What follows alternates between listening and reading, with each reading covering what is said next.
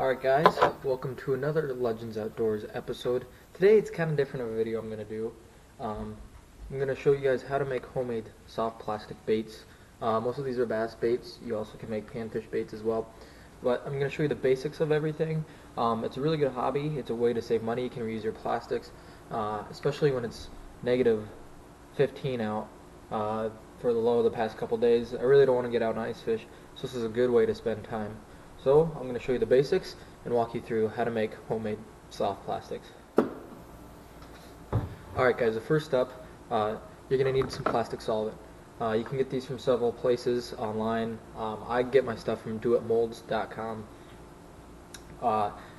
You can also melt plastics that you've possibly used or just straight out of the package, but today we're going to show you the whole process of putting in dye and glitter for the color you want.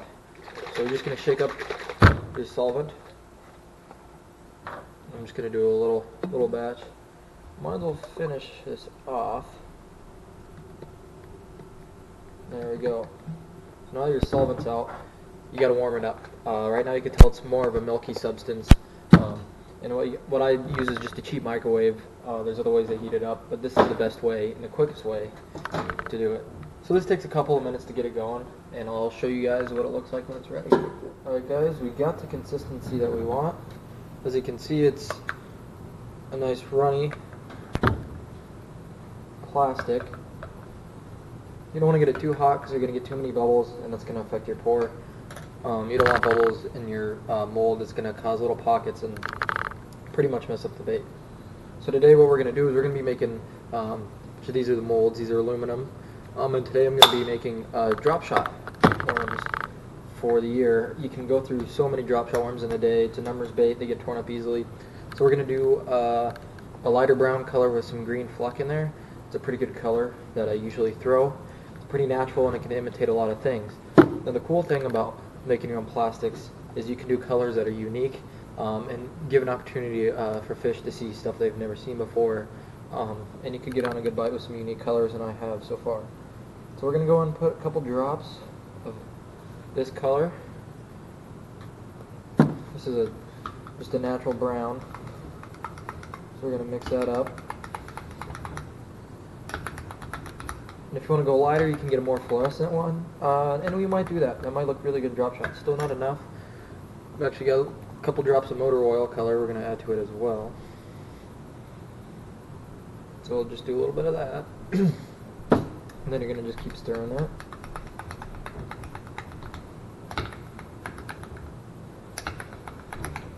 There we go. Now we got a nice fluorescent color for a drop shot. If you're making a crawler or something, I would like to go darker. This is going to be a unique bait. So once you do that, this is just a little cans of glitter. Like I said, you can buy all this stuff online. And we're going to dump that in. Probably going to go pretty heavy on the glitter for a drop shot, considering it's going to be more fluorescent and clear in color. So we got plenty of green in there, and we're just going to add a little black and maybe a little bit of a fine purple. Like I said, this is going to add a lot of glimmer, and it can imitate bait fish, worms, larvae of a bug. Overall, it's a good natural color to throw. We're going to just do a little black.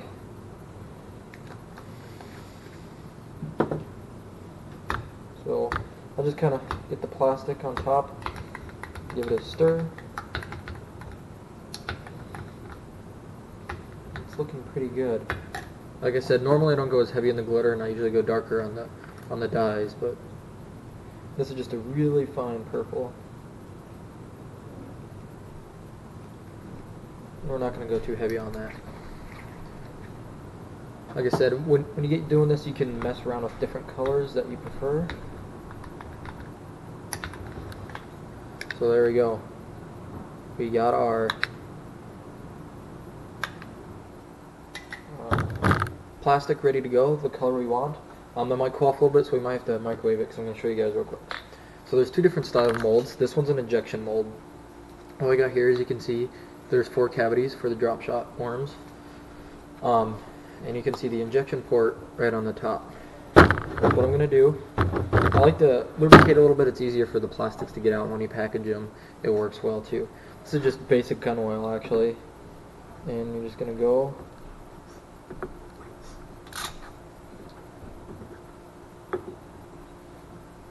and you don't need that much, just a little lubrication in there. This is just a regular C-clamp. Take that, it's about right center on the mold. You want to crank it down really tight so there's no seams when you pour the plastic. Just sit that there so it doesn't tip over. This is for injecting plastics, and it just draws the plastic up and pushes it out. So what you do is you take your plastic, draw some up, you're going to pull over to your bait, you're going to spill a little bit, but not too much, and you're going to push down until it's full. Just dump out some of the excess there, and then dump the rest back into your plastic. Now, depending on the mold, it can vary in how long it takes for plastic to cool. This is a smaller bait and the mold has not been used before, so it's cold. Once you get going, the mold's going to warm up, but a bait like this should only take a minute or two to cool off compared to a thick craw, thick creature bait. Will take longer. So we're going to let that cool, and we will show you guys the drop shot worms when they come out. We are going to see what the mold is. I mean, this is the first time I've done this drop shot mold. I'm very interested to see how it comes out. And that's just a cool looking bait. So that is what it looks like when it's in the mold. And you can see this up top, the channels that go to it, you're going to have to cut that off. But there's my drop shot worms, so let me cut the tag ends of those off. Regular pair of scissors will do. And it turned out really well.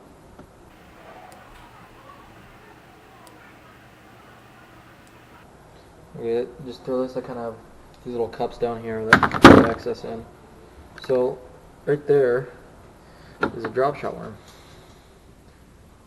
I'm really excited to throw those. It's just kind of a tail that tapers off. I mean, that could look like a perch fry, bluegill fry, worm, anything. That's why I went the transparent color with a lot of glitter. I'm really happy with how those turned out, and I'm excited to use them this year. So that's how you make it from scratch a color. I'm going to make some drop shot molds, and then I'll get back to you with you making some of my other molds that I commonly use using older plastics, and I can just show you how that goes, and it's a little easier. So stay tuned. Alright guys, I just poured another round of drop shot worms, same color.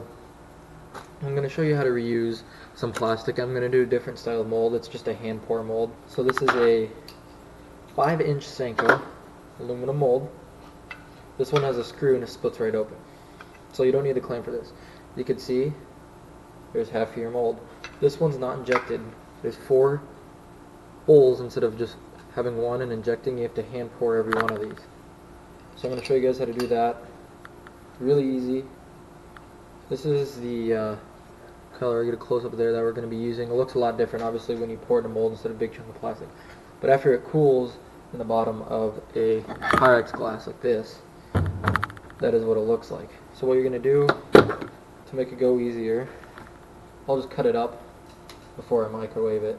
That way it melts a little faster.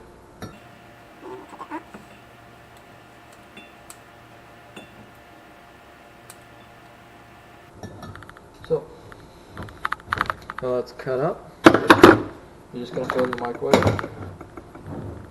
Same thing. You're going to melt it to the consistency that you're looking for. Our plastic is ready for the Senkos, like you can see. Nice, runny. So you have your mold, your 4 cavities, and you're going to literally hand pour everyone until they're full. You want to go nice and slow, you don't want to clog it at all.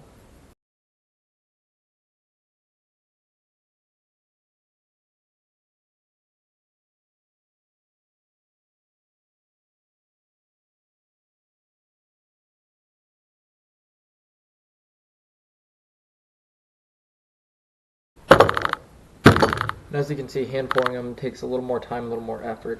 On that last one, I don't even know if I filled it up all the way. Sometimes if you get a thicker part of the plastic, if it's not stirred as well, it can clog it. We'll see. If not, all you do is you just throw the one that's not fully filled and you can remelt it. Senko should be cool, ready to go. So you're just going to take the screw out of this mold, and pop it open. And this is what I meant when it gets clogged. So if you get clogged in the mold, that's what it looks like. Not a complete Senko, which isn't a big deal. You can just remelt it. The other three that came out look like this. And you just have to cut off the tag in like the other ones, but you're going to have to do it for every one. Just trim that up nicely. And then you have yourself a great Senko. This is a great color. Catches both smallmouth, largemouth in a variety of different situations. Like I said, you can find colors you like or colors you're just simply comfortable with. It could be simple, could be crazy. Do whatever you want. That's the best part about this, is the creativity in it. Alright guys, I want to thank you for watching this episode of Legends Outdoors. It was fun doing something different besides just fishing videos. Speaking of future videos, some of you may know what this cartridge is. I am working on a hunting build right now with my AR-15. It's getting along the way, and I want to show you guys, give you an update on it. The other AR-15 video went off in views, so hopefully you guys will enjoy this video. Stay tuned, that should be coming out later this winter. It was awesome making baits. If you want me to do an more depth video of plastics, or if you have any questions about where I get anything, let us know in the comments, and we can do another video if you want. Thank you for watching. Like and subscribe. Also check out our Instagram page, Legends Outdoors 349. And as always, Legends out.